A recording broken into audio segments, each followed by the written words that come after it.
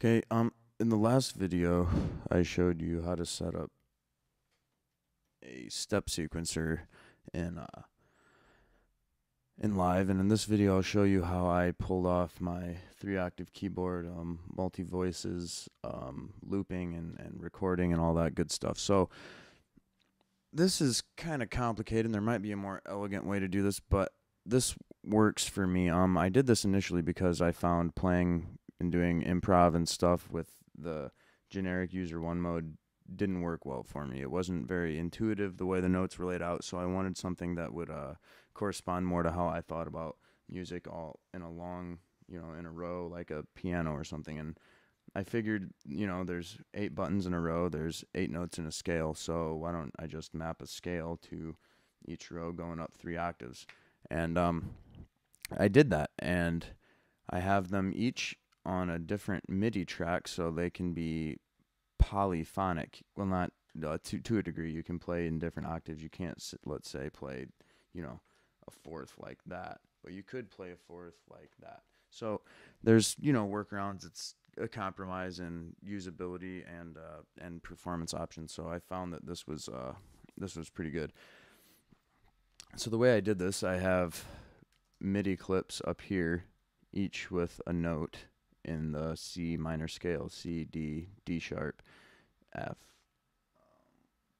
G, G sharp.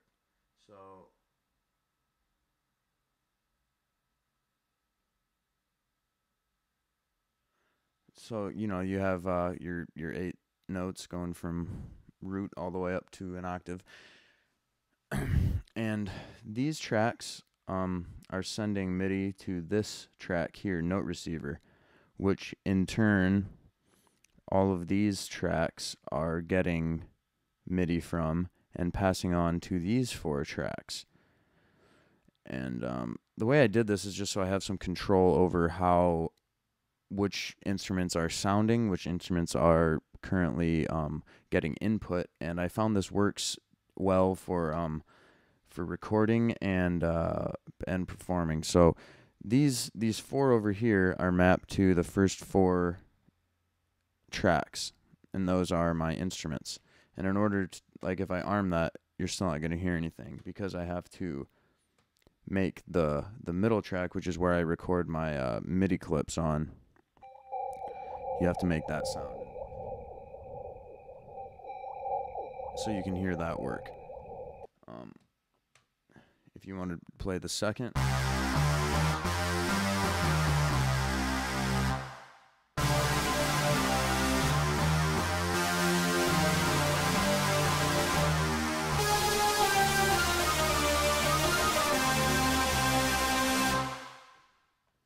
So that's pretty lame, but you get the idea. And I MIDI mapped these 4 up there, Command M, and you can see I have those 4 mapped, and then these 4 down here are for these 4 buttons over here. And I also have the MIDI middleman tracks, I guess I'll call them, and I have those. So when one of these is armed and you hit that, you're going to be recording MIDI clips. So that's how I pull off the looping and stuff. And I found that quite handy, and I have my quantized to 1 bar, so you can kind of build up tracks and improvise and find stuff that works well for you. And I mean, you can set up your instruments however you want. I have my BCF over here, which I've come to like quite a bit. You can map it, auto maps to the first 8 macros in any device in the chain. So if I was to turn the second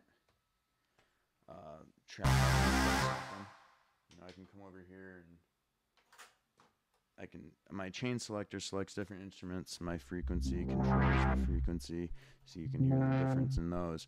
And I found that this works well for performance, and you can do all types of cool stuff. So that's how I did it, and it works well.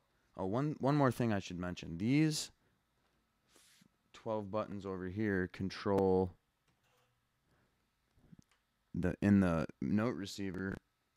which is another reason I put that thing in the middle to disperse the notes. You can transpose this so you can play it chromatically. You know, you can keep hitting the same button and then make everything, you know.